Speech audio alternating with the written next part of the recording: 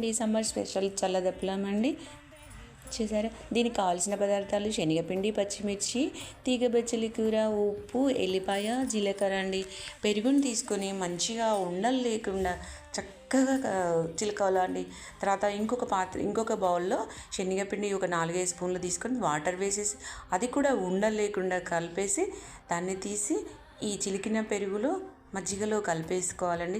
మళ్ళీ దాన్ని ఒకసారి చక్కగా ఉండలు లేకుండా కలిపేసి స్టవ్ ఆన్ చేసి పెట్టేసి అందులో బచ్చలి కూర, పచ్చిమిరపకాయ ముక్కలు, పసుపు వేసి కలుపుతూ ఉండాలండి. దాన్ని లాస్ట్ చివరిగా ఉప్పు వేసుకోవాలండి. ఫస్ట్ వేయకూడదు, విరిగిపోతుంది. అలా వేసి మనకు కావాల్సినటువంటి లిక్విడ్ లాగా వచ్చిన తర్వాత అప్పుడు పక్కన ఒక స్టవ్ పైన చిన్న కడాయి పెట్టేసి ఆయిల్ వేసి ఎల్లిపాయ, జీలకర్ర, కరివేపాకు అన్నీ వేసేసి ఆ తాలింపుని ఇందులో వేసేయాలండి. సూపర్గా ఉండి